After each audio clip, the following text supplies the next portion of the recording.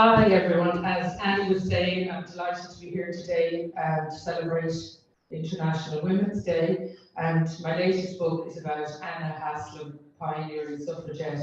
And if you have any questions or comments, I'd love to hear them. It's my first time in the Hall Library, and as I said, I'm delighted to be here. So we start with a short PowerPoint presentation and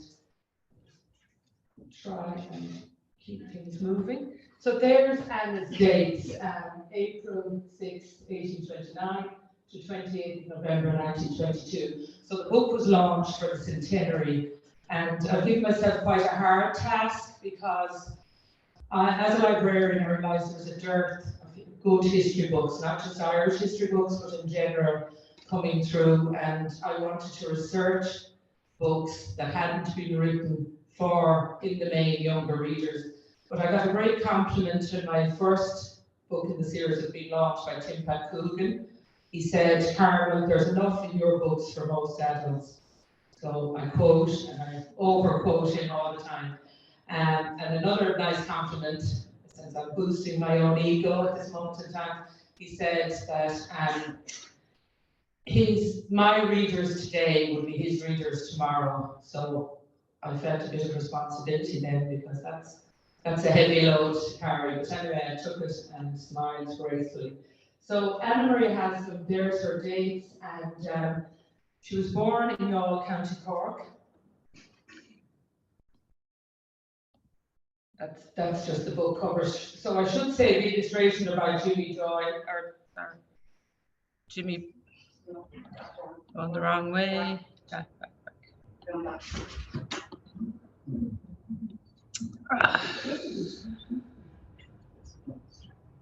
Yeah, so Anna was being to Youghal, we recognise the clock tower there, and that's one of the very few pictures or photographs of Anna, because that was one of the challenges with this book. There wasn't any photographs of her as a young person. However, I did find this one of her mum and dad, Abram and Jane Moore Fisher. Now, I should say that Anna was the 16th of 17 children born to this couple. How they survived, I don't know, but it was quite commonplace, I think. She also was a Quaker, and for me, that was a huge learning curve, because I didn't know very much about Quakers. And luckily met some great people who edited the book and helped me with extra information on things that I didn't understand. But Abraham and Jane Moore Fisher lived in Youghal. They had 17 children. He was a corn miller. Now, I had to drive the road from Youghal to Pilltown Mills, because I don't know that area very well, and the last thing you want in a history book is inaccuracy. And so it's literally over the border, Youghal and Waterford, Youghal, County Cork, and Pilltown Mills, County Waterford, but it's miles, it's just a few miles away. So that was one thing. So he was a corn merchant, very successful by all accounts, and miller in Pilltown Mills. His wife, Jane, was very proactive in the anti-slavery movement. So much so that she was presenting. Now, how she had time, I don't know. Supporting her husband, 17 children. I should say Anna's eldest brother, Peter Moore Fisher, was 20 when Anna was born. So I suppose, like in most big families, the older ones were doing that. But she was well known for attending the meetings, the Quaker meetings in Cork, and her stance on anti-slavery. In particular, but she was involved in many, many different causes.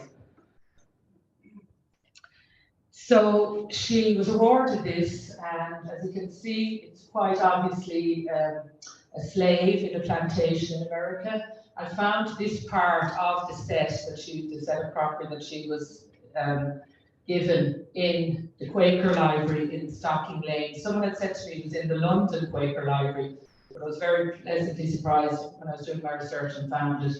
So much so that the Quakers would not import sugar, because they knew that sugar was grown off the sweat of the slaves in America. And as I said to you, they mainly went into business because of their Quaker beliefs. I suppose I should assume you know nothing about Quakers, so maybe I could give you a line or two about them.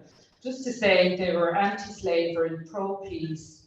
They believed that God is in all of us, which is such a beautiful belief, I think, whatever God you believe in, that you can attract God into your space, into your mind, and their whole sense of peace, serenity. I didn't attend any of the meetings, but with COVID, I managed to see a funeral online, and it was so dignified and meditative, I think is the word you'd use.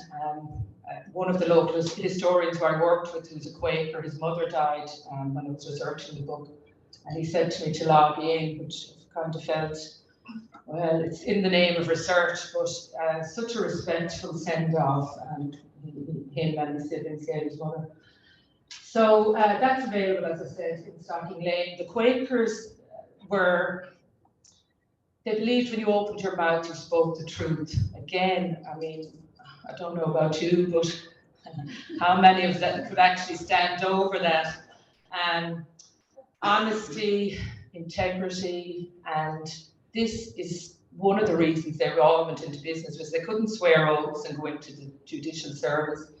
And there were many jobs closed to them because of their beliefs, so most went into the business side of things, which proved very handy, as you'll see as we go along.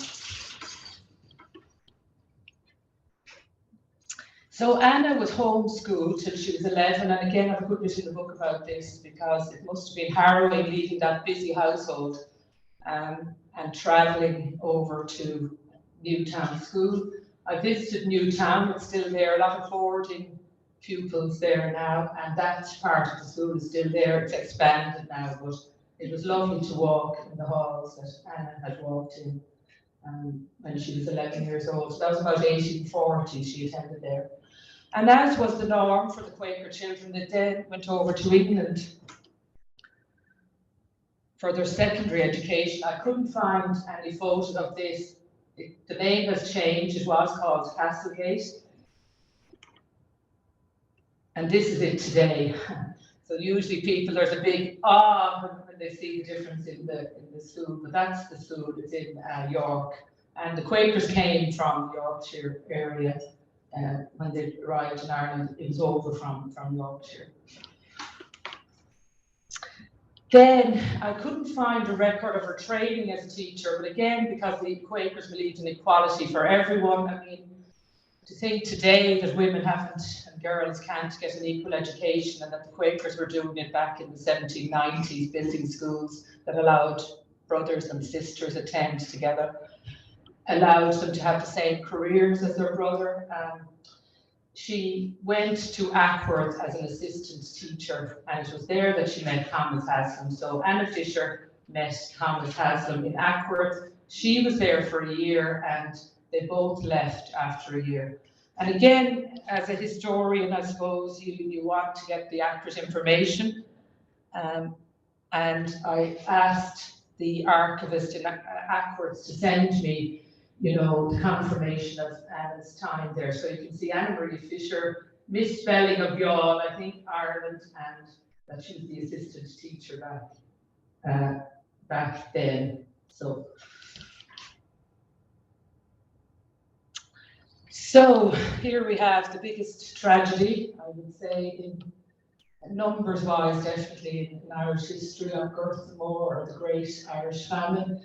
1845, again, dates vary and all of that, but for me to come up with my dates, having done my research, 1845 was, there had been famines before and there were more after, but for this one, we're saying 1845 to 1850. This blight, as it was called, seemingly the pungent smell was everywhere as people, tried to flee. Harrowing accounts of people at this time. 8.5 million population. I wanted to put in, I don't know if we can make a percentage of it, but to show you that there were 3,000 Quakers on the island of Ireland at that time. Most of their work, and certainly the first part of the work, was providing soup kitchens. They were so successful that the Whig government of the time decided to copy the model later on. 1847, 3 million people were being fed in the soup kitchens, which seems incredible for us to think your sustenance for 24 hours is a bowl of soup. But it was found to be the most successful and, I suppose, handiest way to feed such huge numbers. Because of their business connections, the Quakers had a network, not so much in the west of Ireland where I'm from, but because that was so agricultural, and was in many ways still is, they could deploy resources quickly.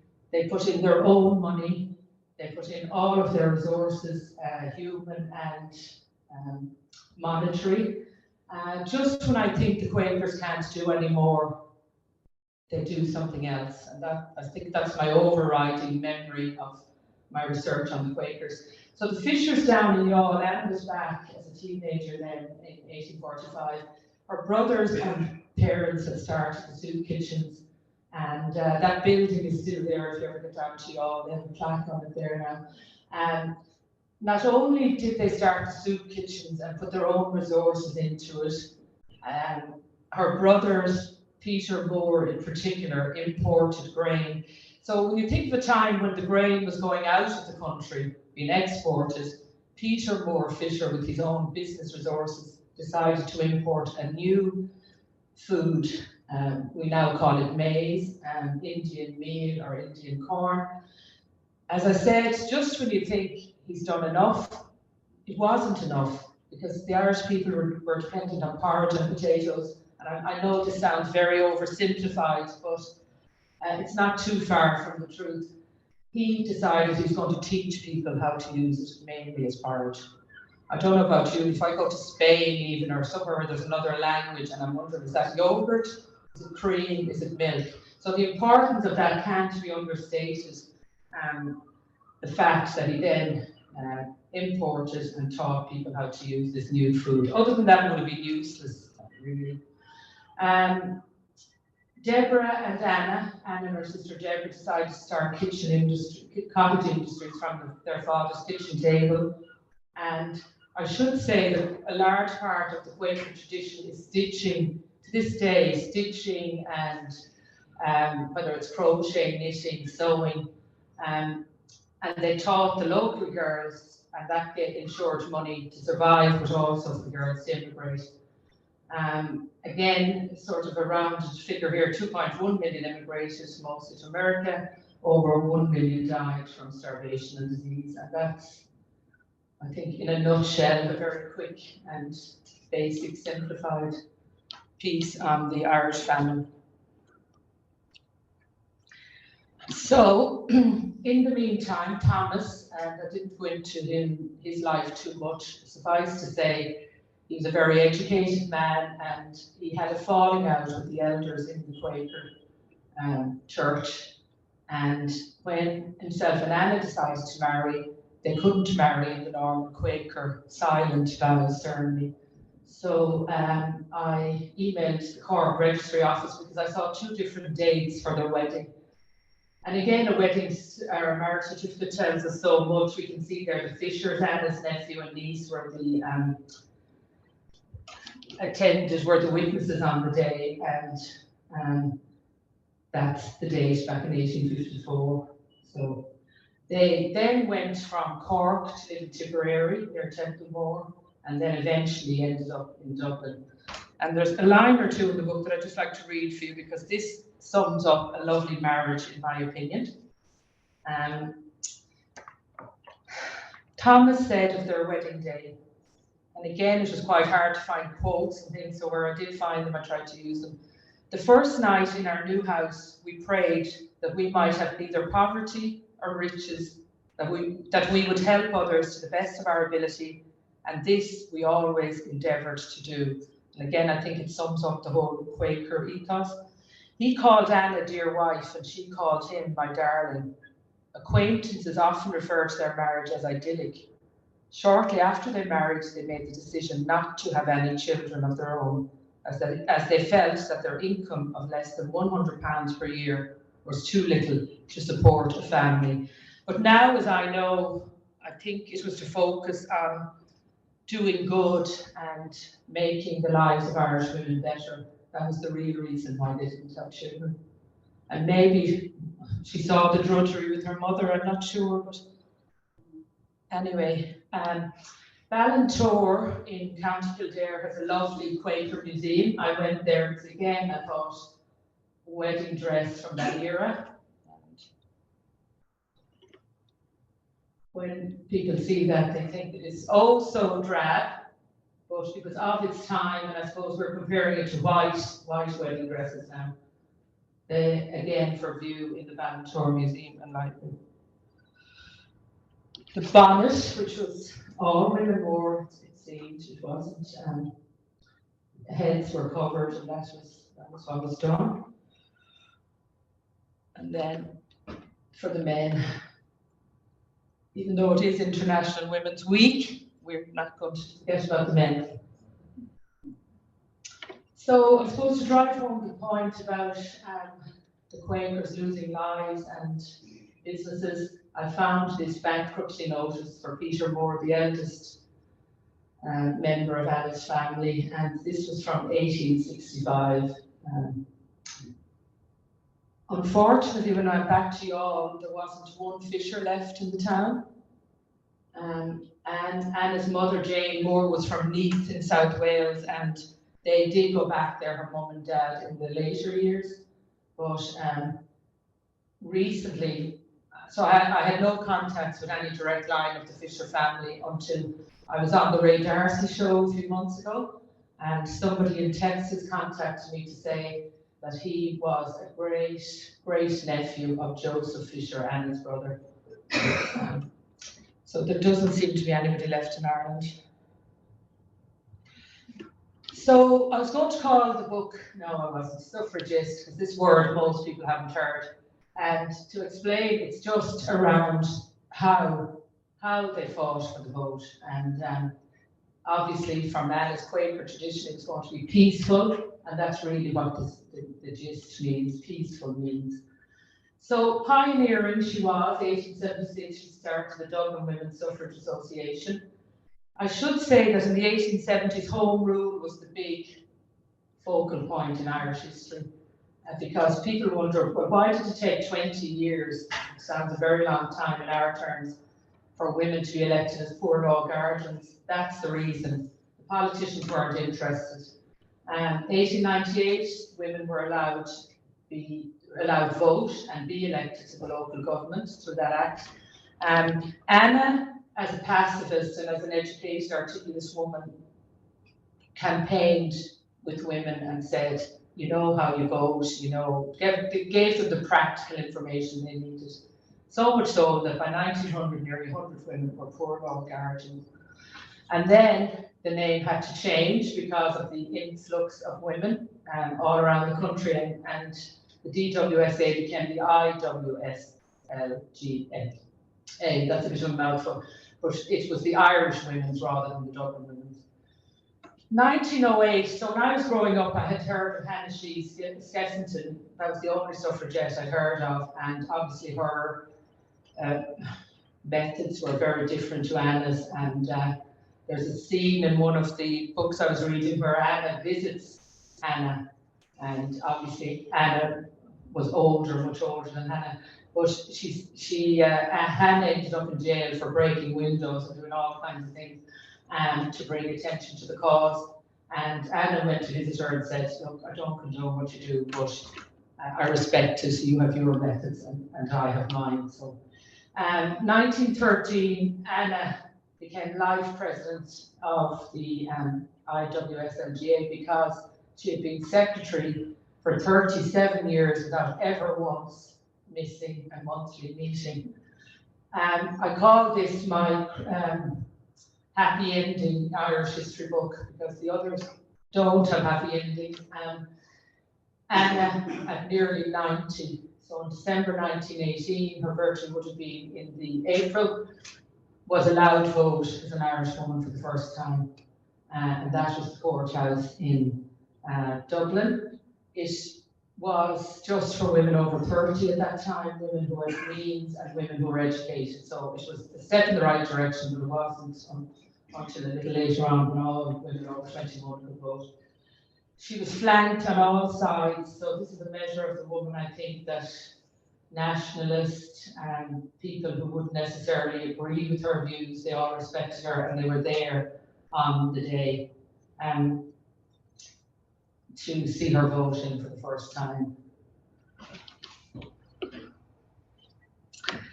Now, one of the few photos, a lot of the Quaker schools were built in the 1790s, and this is Anna as one of the oldest living pupils planting a tree in Newtown. She would have been about 70 then. The saplings, if that's the right word, of that tree are still there when I went to Newtown, and for the centenary they planted a new one. So, yeah.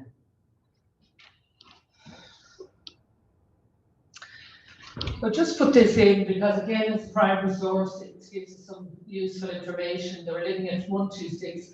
I should say as well that in his 30s, Thomas got sick. Now, I don't know if it was a physical or a mental illness, but suffice to say he couldn't work. So Anna opened a stationery and fancy goods shop at this address downstairs. They lived upstairs. So she was the main breadwinner. And I suppose all that business acumen from her parents didn't go amiss, but it was quite unheard of as a woman supporting her husband. And he supported her in every other way, I think, because he attended every meeting, he wrote articles with her and for her, and yeah, she supported him financially. So at this time in 1901, he was 75. Neither of them taught after leaving Ackworth. He is recorded as a commercial clerk, and he says, object under the religious profession heading.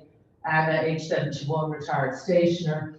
Further information refused. I don't know why that is. Maybe just didn't want to bring in attention. Who knows? They were living on annuities, so that's some good information.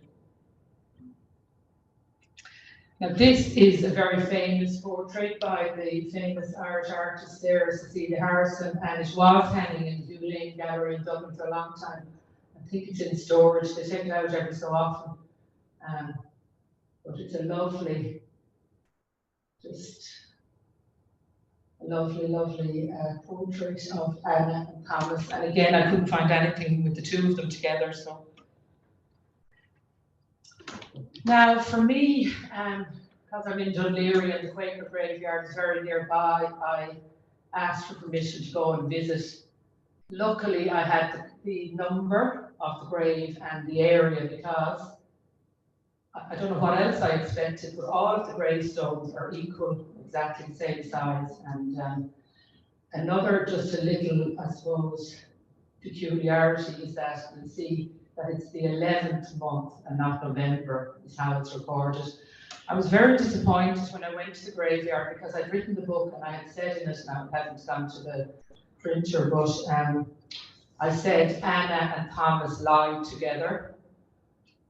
When I went to the graveyard, he was in a separate grave, which I think was awful. You know, is he in the Quakerism or is he out? Because if they allowed him to be buried there, now it does say she's the widow. I suppose I wasn't cheeky enough to ask that question, and anybody there now would know the answer anyway. But there were 5 Haslam graves in a row, obviously all relations of Thomas. I should say Mountmellick was the first Irish Quaker town, and that's where Thomas was from. But I was very disappointed. Another disappointment while we're on them is that he didn't live to see his wife vote. He died in January 1917 and she voted in December 1918. So I think as she looked around the waving crowds on the day, I'm sure she felt his presence at least, or knew that he was part of her achievement. So how did I first hear about Anna Haslam? Well, I was in St. Stephen's Green in Dublin and happened to sit down on the bench. And there, it just shows you if something's out there, something else will follow on or happen. And it says in remembrance of Anna Marie, so this was put in by Dublin City Council, Their long years of public service chiefly devoted to the enfranchisement of women. I should say she was instrumental as well in the founding of Alexandra College in Dublin, which was the first college to offer degree-level education to women. Herself and Anna Ui Cheallaigh, another Quaker lady from Mount Mellick. So it wasn't just the vote. Now, people think you don't do much research when you're writing short books, so I just put that up because I'm often asked what books did I use. I should say as well that in the library, I don't see why young readers should have to wait to get their adult card. So obviously, if they wanted to read any of these books that are relevant to Anna Haslam at her time, they would have to ask a parent or someone to borrow it for them, a teacher.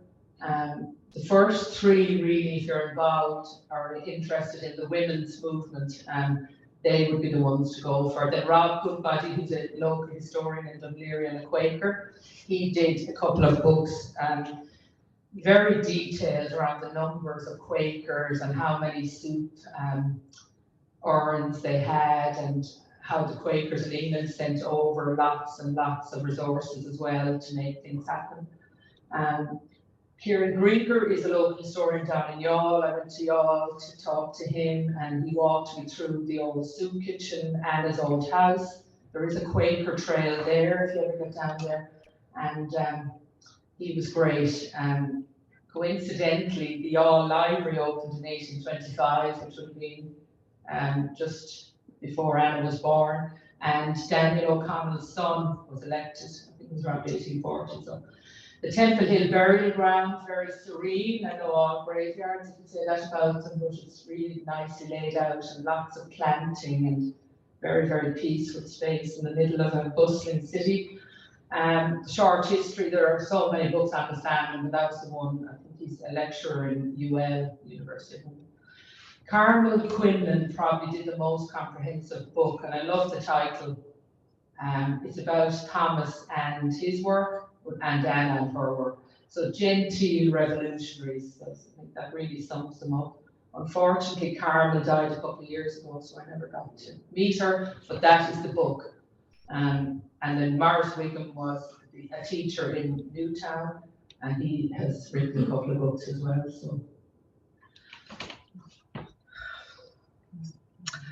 So there you go. I know that was a very quick run through. There are just a couple of other things I'd like to say. In the design of the book, so the lace making, I'm crediting the Quakers because any research I did, I did think that they started the lace making in Youghal and in other towns in Ireland as well, but it continued until the 1970s. The Sisters of Mercy, I think, took it over after. So we thought it was a nice design feature for the book, as we put the quotes from Anna on the lace. Was that a good move? Yes. So 2 quotes, which I think again embodies everything about her. So here she says, I was brought up a member of the Society of Friends and was accustomed to see women working side by side with their brothers as ministers, elders, and overseers upon the footing of undisputed equality.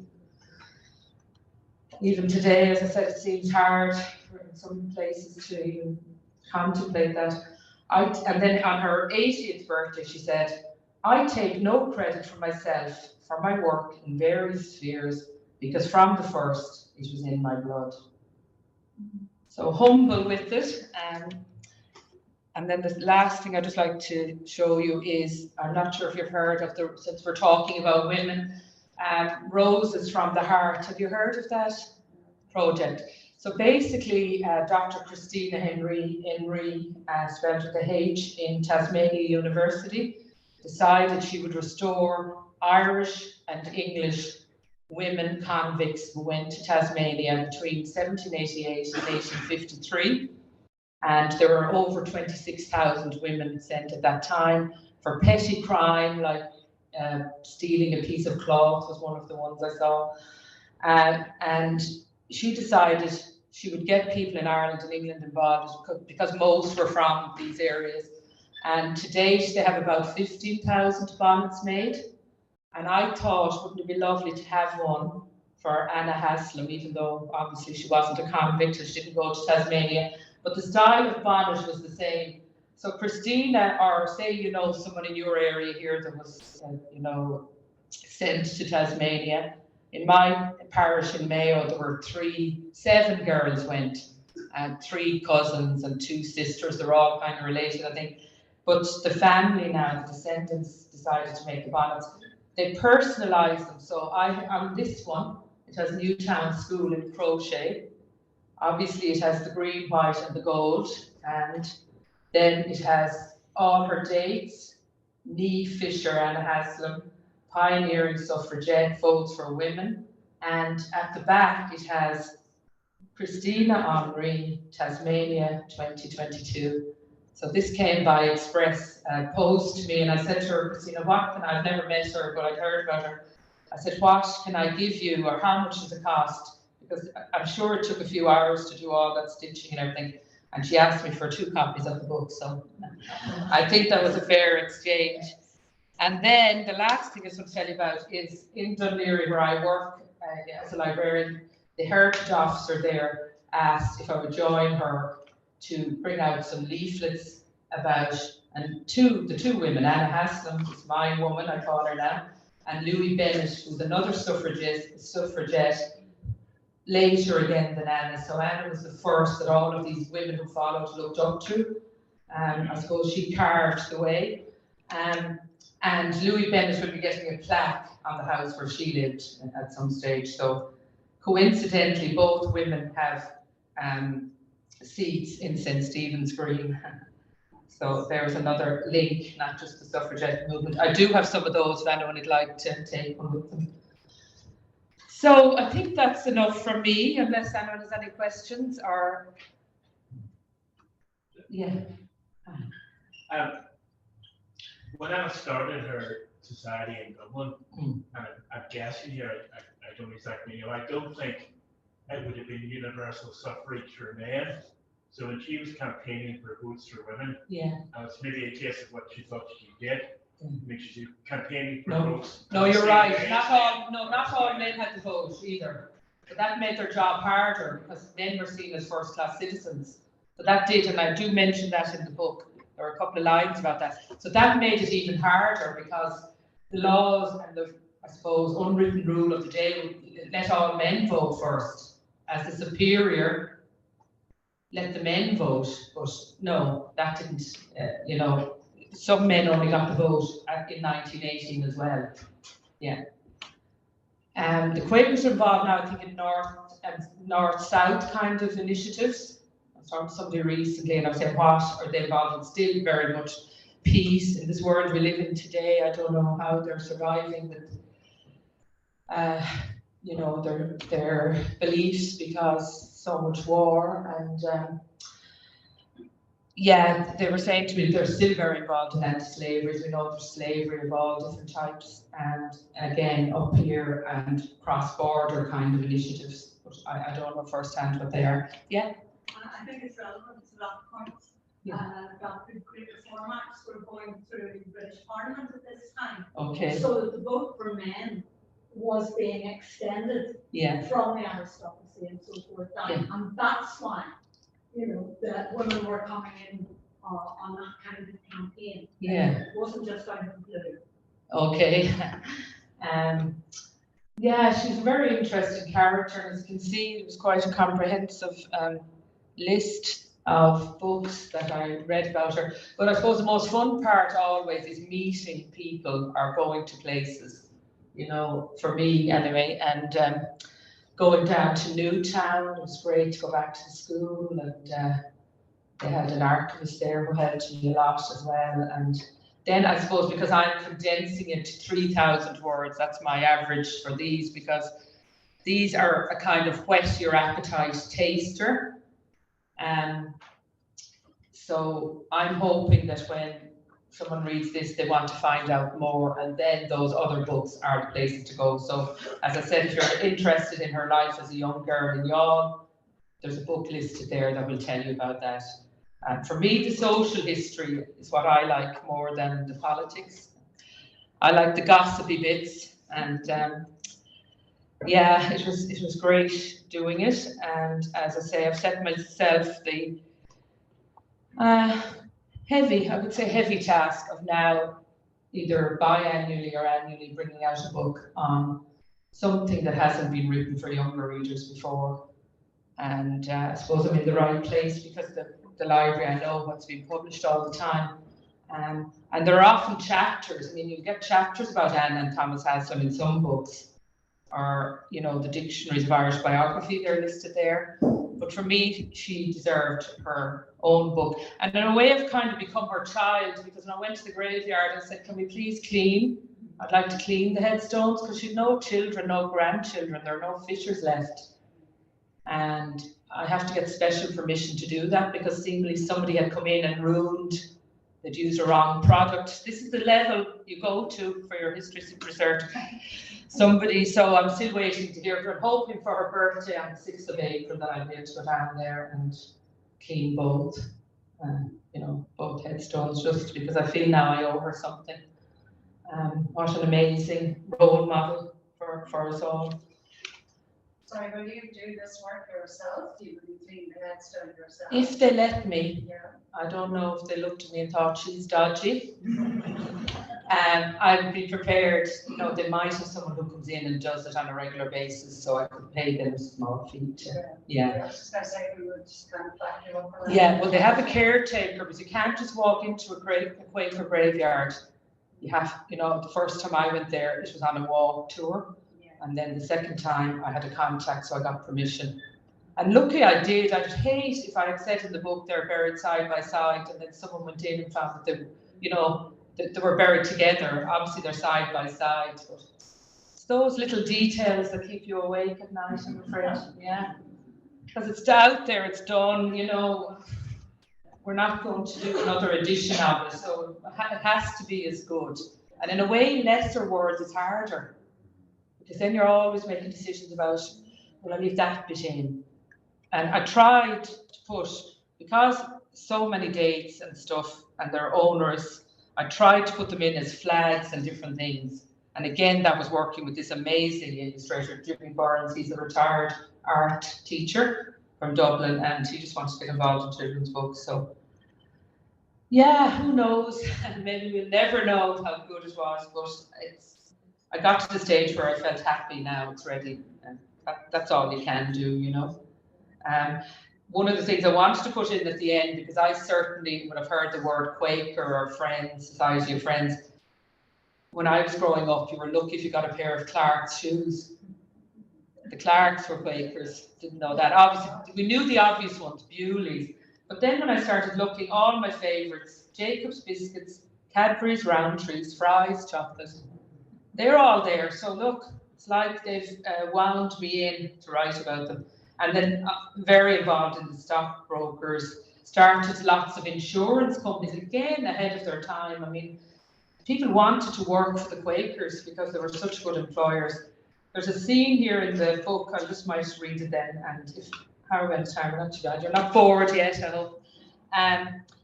Just around the famine, we can't even begin to imagine what that was like.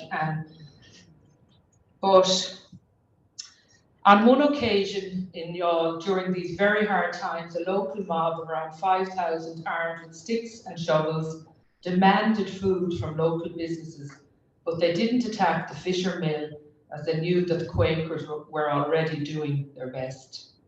Money, food and clothes poured into Ireland from English and American Quakers. Carrot and turnip seeds were distributed to farmers, and loans and grants were given to fishermen to retrieve their pawned nets and boats, especially in Ring, County Waterford. I don't know if you know that area, it's a Gaeltacht on Ring, down there in Waterford. And as I said, they paid a heavy price because through their intervention, some died as a result of exposure to typhus in fever-stricken areas neglected by the government, while others lost their businesses. A mere 3,000 friends throughout Ireland made an enormous effort. Many lives were saved because of the work of Anna and her family, something that is still remembered in Youghal today. And they're very proud of their Quaker tradition in Youghal, even though there, as I said, unfortunately, there are no Fisher descendants there, which is mind-boggling when you think of 17 siblings. Now, as I went into the research, just an added note, 3 of their children died before age 2. So even though Anna was the 16th of 17 children, her little sister died at 2.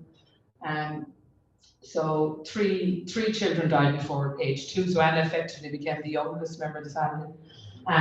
4 died during the famine between 1845 and 1849 in their 30s and 40s, but we don't know if it was famine related.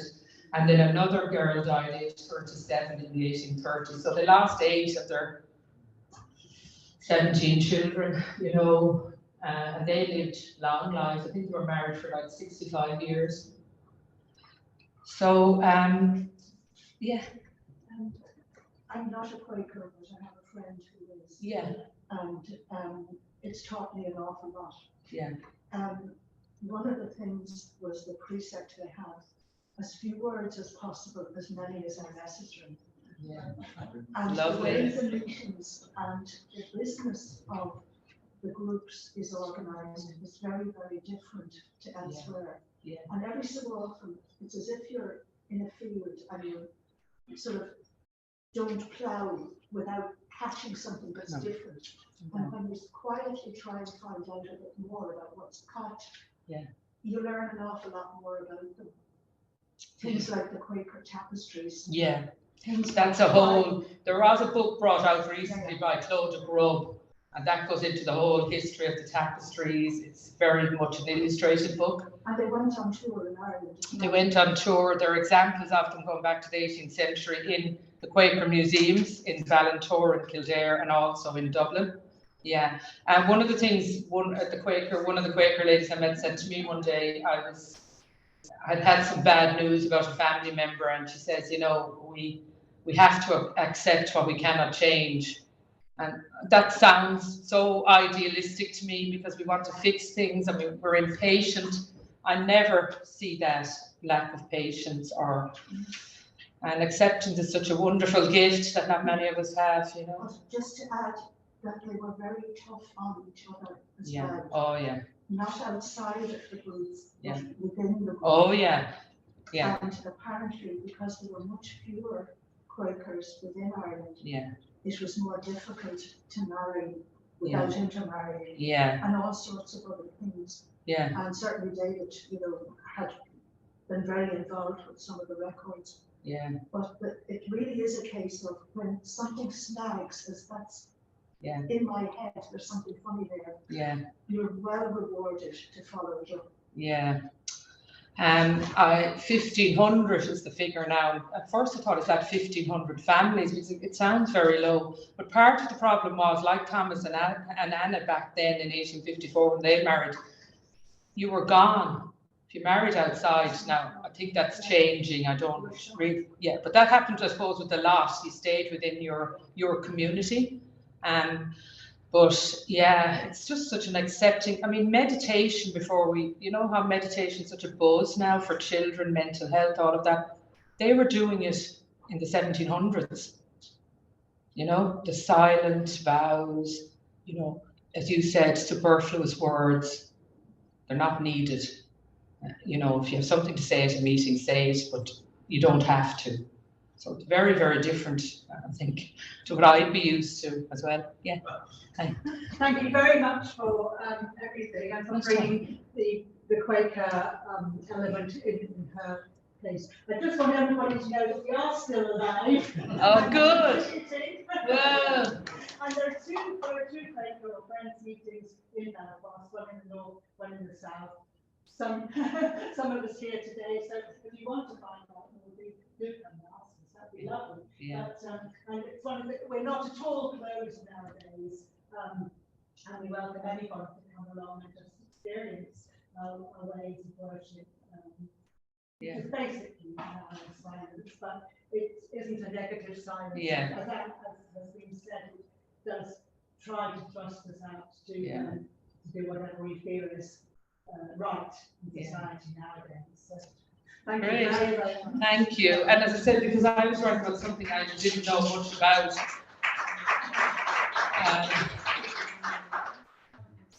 This one came up on the science. I have a friend that's who used to Eva Gross. Yeah. And Eva was with the Quaker Society. But at her funeral, we all attended, of course. And for us, it was the most peculiar thing, I have to say. She requested that there just be X number of minutes of just silence in church. And I think we were all kind of like, gosh, you know, I said, but it was just to say, just the silence, and everybody then had the opportunity to just perhaps their own thoughts. Yes. But Ava's dead and gone now, I think about 8 years. But she was a great person, and she worked with many charitable organisations, and she was awarded an MBE for her charitable work. Great. She was a good person and always working and wanting to do better. I know. All the time, right up. I think they set high standards for themselves as well, don't you? And some of the accounts I came across was if anyone did anything unscrupulous in business, they were turfed out basically, because they didn't want the name, you know, to be linked to the Quaker tradition. Silence can be a seed. Yes. Yes, of course. And how many of us take an hour a week? Is it once a week you meet again? I'm just going to say, I had a mathematics teacher. Yeah. And he was the best teacher I ever had. Yeah. Not only he demanded just total respect, but he was an incredible teacher. And that man actually carved my future career. Okay. So I always talk about him quite a lot. And he was a Quaker? Yes. Yeah, okay. What I would like to ask you is, your book is aimed at the younger. Yes. Do you hope to work with the education authorities, schools, etc.? So, as I said, I was buying the books and I was finding there weren't that many coming in Ireland. There weren't that many being published. There were only 2 or 3 publishers, you know. And so, as I'd been reading books, I said, this person warrants a book, you know. I decided just to do it myself. Then Mercier Press, the biggest history publisher in Ireland, asked me to do one for them. They wanted 20,000 words. So that was very difficult because I was used to these taster, if you like, or, you know. So I do work with a lot of schools, and I've gone to anywhere. I can go to festivals, you know, in England and America and Scotland and different places. So that's the nice side of it. And I suppose to be telling, for me, writing for younger readers, have such an amazing role model, like you're saying there. Yeah, somebody, you know, we could look up to, because, you know, I think that's very important. But I don't work directly with, I'm on the Writers in Schools list, and I work full time, so, you know, it's a bit of a hobby at the moment. I'm hoping to retire later this year, and then maybe I can, But it would be lovely if this book was in places like where teachers training happens, you know, that kind of thing. Yeah. But they're aimed at sort of 10 plus, age 10 plus. I always do a log in Gaeilge, if anyone's interested as well.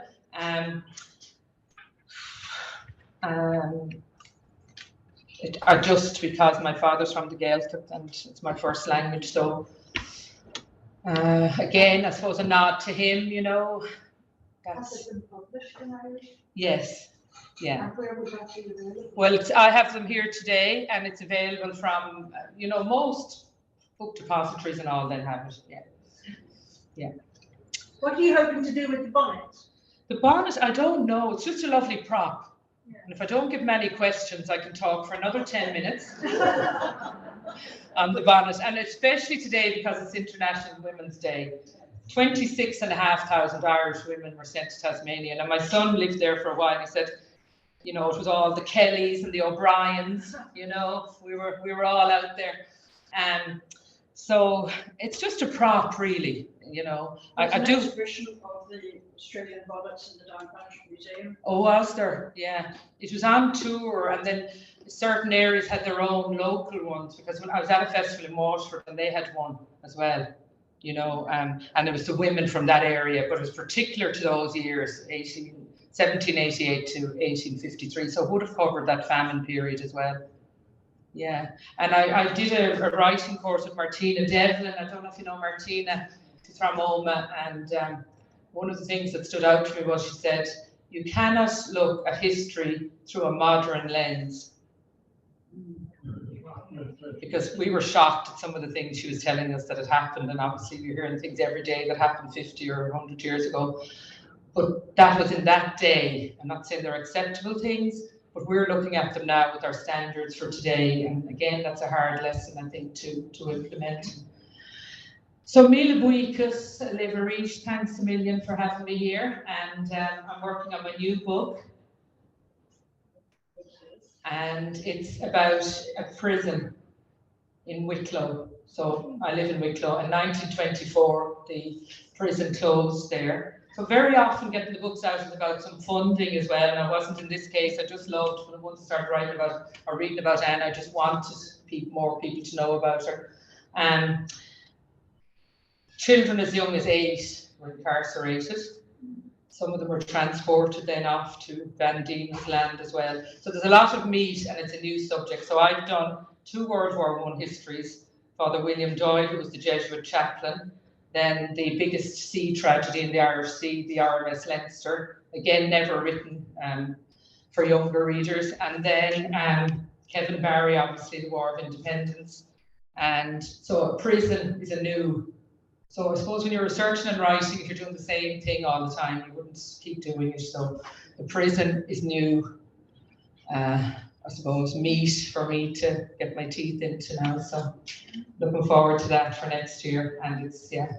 Will it also be condensed? It will be condensed, it will. But I give the talk to a lot of people. Hopefully it worked today for yourselves, but I do give the talk to a lot of local history groups and stuff as well, adult ones, because the research is the same.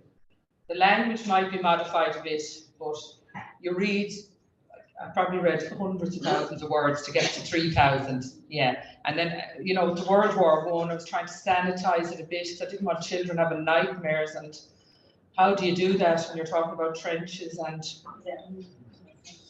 and then the tragedy, the Titanic, similar to the Titanic, but it was off the Irish Sea. 600 people perished back in 1918, a month before the war ended.